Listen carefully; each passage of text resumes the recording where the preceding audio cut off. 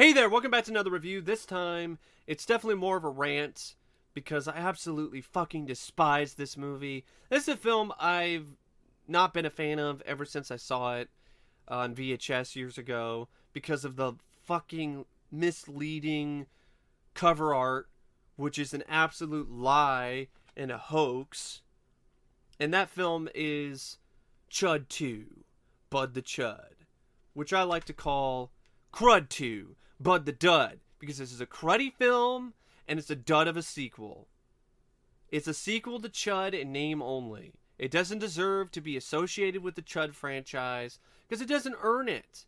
It's one of those insulting, slap in the face sequels that just had the title, a popular title, slapped on the case, on the cover, in order for people to be suckered in to rent or buy the fucking thing because it's not good enough to sell on its own, to really survive on its own merit. So the studios have to go in and slap a well-known or somewhat well-known title on it, like the Amityville sequels or the House sequels after House 3. There was only one, or the Curse sequels, stuff like that. It's just I absolutely loathe and despise and hate this kind of shit, this cash grab sequel bullshit. And Crud 2 Bud the Dud is one of the prime examples of this fucking type of garbage. So this is a film that, in my opinion, needs to go back to the sewer where it belongs and fucking stay there. Crud 2 Bud the Dud is a 80s horror comedy. It was released in 1989. And it's one of those direct-to-video 80s horror comedies that for some reason were all the rage back in that particular time period. I have no idea why those were popular. I don't remember. Well, I was born in 89, so I can't really say I remembered a lot of that during that particular boom.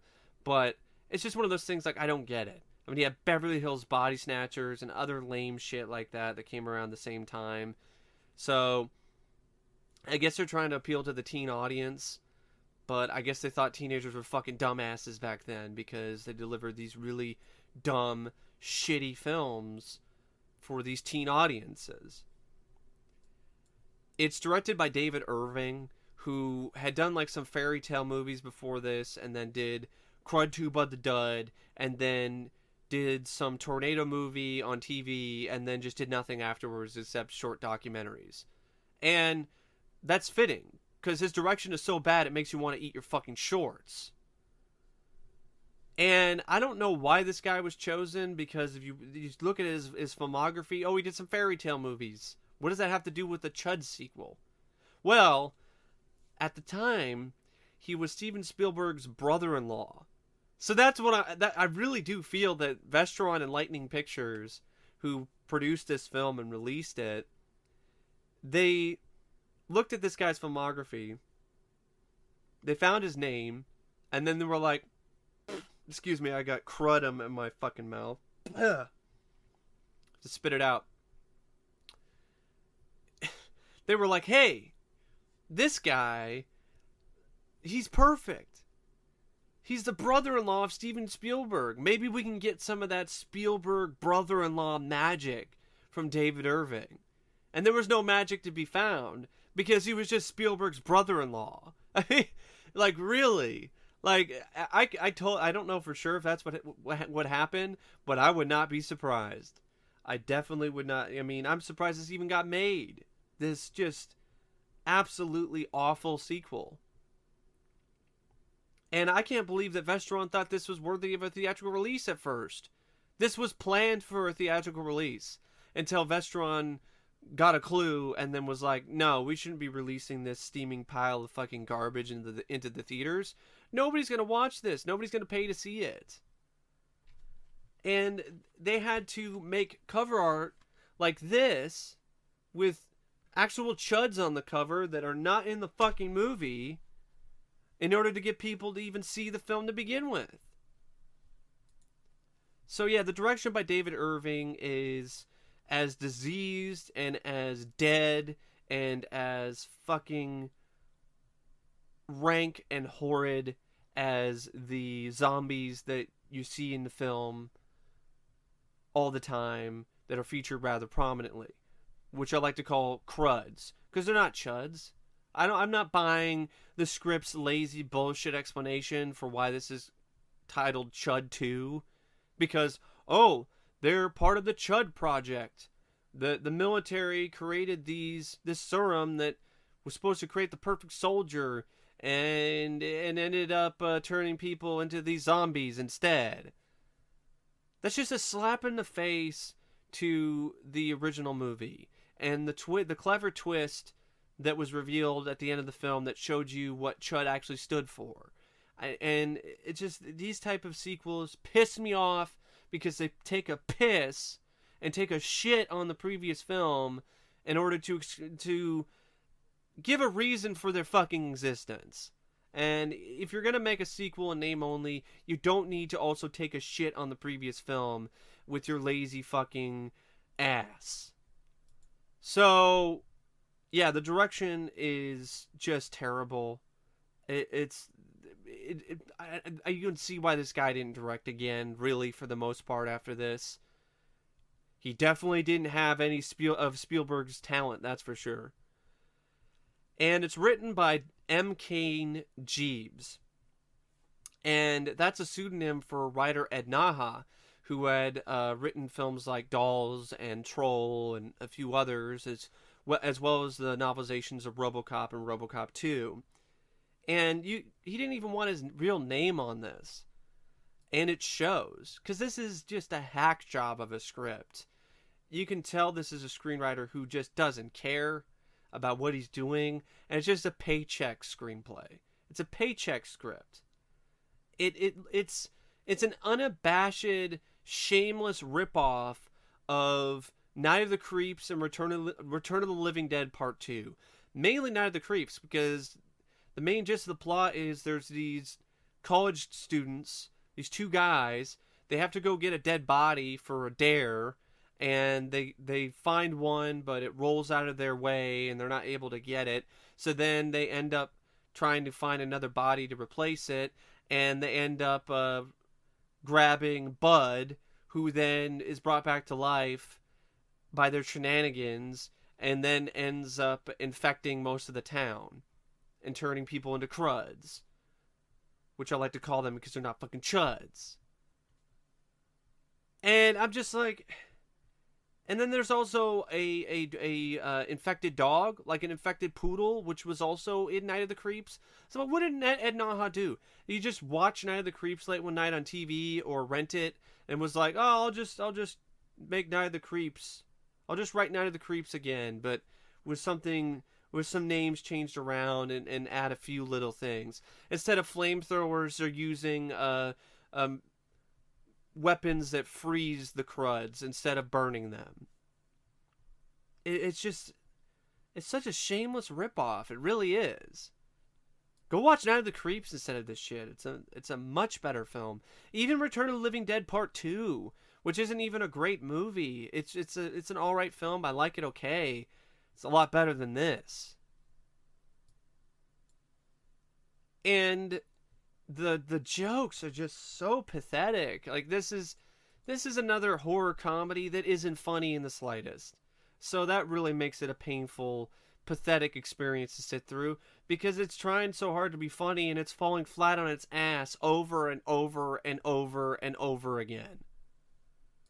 And most of these absolutely terrible lines are given to the lead, who is played by Brian Robbins, and he plays this character named Steve Williams, who was so annoying and unfunny, I wanted to reach through the screen, grab him, pull him out of the screen, and curb stomp his fucking ass so he would shut the fuck up and stop spouting these absolutely inane and stupid one-liners that wouldn't even make a newborn baby laugh, because they're that fucking bad.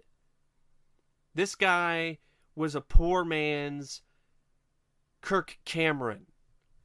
He's not a poor man's Steve Guttenberg. He's not even that good. He's a poor man's Kirk Cameron. So the cast didn't really offer that much either to the movie. Well, they couldn't offer that much anyway because they had fucking garbage, a pile of rotting sewage to work with in terms of a screenplay. I felt bad for Bill Calvert and Tricia Leigh Fisher, who played Kevin and Katie, because they seemed like they actually were trying, but they didn't have, like I said, they had sewage to work with. I also felt bad for Gerrit Graham, who I'm a fan of. I love him as Beef in Phantom of the Paradise. Here he plays what is basically a parody of Bub from Day of the Dead. And he's just slumming it. He's just embarrassing to watch Gerrit Graham, such a talented actor, slum through a shitty film like this, where he's like flushing a toilet over and over again and acting like a retard. Robert Vaughn as Colonel Masters, he delivers one of the biggest examples of I don't give a fuck acting I've ever seen. You can tell he's just in this for the money. There's no passion at all behind his performance. It seems like he did everything in one take, and that was it. And I don't blame him for not giving a fuck, because the screenplay and the directing and everything about this fucking stupid idea for a sequel doesn't give him a reason to really care. So I don't blame him. And the screenplay by Ed Naha, what's so frustrating about that as well is that the original writer of C.H.U.D, Parnell Hall, actually did a treatment and tried to sell it to Vestron, and they turned him down. So they turned down the original screenwriter for C.H.U.D for a script that is just a fucking ripoff of multiple other 80s horror films. It's just insulting. Music by Nicholas Pike wasn't much anyway either. I mean, put his head on a pike because you might as well, because this guy is not much of a composer. He's a poser. He's a poser composer, because you have the typical type of music you heard in a lot of films back then at this particular time. Just this cliche generic hard rock guitar instrumentals, and there's really nothing to this score. In one ear, out your ass, out your mouth, into the fucking air. Just, there's absolutely nothing to the score. The cinematography by Arnie Serlin, I didn't even notice. Did this movie even have a cinematographer? Because I couldn't tell. The editing by Barbara Pockrass, it was serviceable, I guess. And the movie was like 84 minutes, but it felt like 184 because you have a script that sucks, characters that suck. It failed all three important facets, important elements for me personally for a successful movie. It did not have a good story, did not have a good script, it wasn't engaging, it had characters that really weren't that likable or were just completely bland. So that was the main problem with the Katie and Kevin. They were just bland. Brian Robbins was just overtaking the entire movie with his fucking bad attempts at stand-up comedy. And they weren't really given a lot of screen time. They really do that much. Tricia Leigh Fisher was just eye candy for the audience and for Bud, because for some reason he has a crush on her throughout the film. The plot, like I said, it isn't much. There isn't much there. It's just as bland and boring as the rest of the movie. These college students they try to get a corpse for a dare, and they end up going in and losing it, so then they try to get another corpse, and it happens to be one of the Cruds, and it's Bud, played by Gerrit Graham. They wake him up. They then try to find him. The rest of the film is following these guys around, trying to find him, and then also showing the government and the military, led by Robert Vaughn, trying to quell the Crud invasion. And then it leads to a climax where I truly feel all of the budget was spent on the climax, and they didn't have any money for the rest of the movie, because this movie is so incompetent. It even has bad dubbing, and it's not just one instance. It's multiple times. There's one instance where Robert Vaughn is in a car with some other guy, some military scientist guy, and you can tell that the lines that are coming out of his mouth do not match his mouth movements. So they didn't, what's coming out of his mouth does not match at all. And then you have and it looks like maybe stuff was like cut out or something to like make it a PG-13, or he flubbed his lines and they just dubbed it later because they just didn't have the money to do anything else. And then you have a scene where there's this kid while there's trick-or-treating going on, because it also takes place, the climax takes place on Halloween night at a Halloween party at a high school. And so you have, which I was like, wait, I thought this was a college. Well, it kind of was, and it's also high school, college, whatever. Who cares? Maybe it isn't. Maybe it isn't college. Maybe it's high school. Whatever. It doesn't fucking matter, to be perfectly honest. Whether they're college students or whether they're high school students, it doesn't fucking matter to me. It doesn't help these characters at all. It doesn't make them any more interesting. So you have the climax on Halloween night, and the Cruds are walking around led by Bud, and the camera pans over to this kid who says the line, "Bitch in costumes." But instead of just having the kids say "bitch in costumes," they have a guy clearly dub over the kid with some imitation of a kid's voice that sounds as bad as you think it would. It sounds pretty much exactly like this. "Bitch in costume! Bitch in costumes!" It is like, I could not even believe what I was seeing and hearing. I was just like, really? You're that incompetent of a fucking movie? You have a grown man dubbing for a little boy saying, "Bitch in costumes!" It's just like, fuck Bud the C.H.U.D. And then for some reason there's also an inexplicable cameo by Robert Englund. He's just there in the middle of the street during a trick-or-treating scene. It's just like, well, there's Robert Englund. Doesn't have a line, doesn't do anything. He's just there in a trench coat and then walks off. Did he just walk on the set? Like, what the fuck is Robert Englund doing in this movie?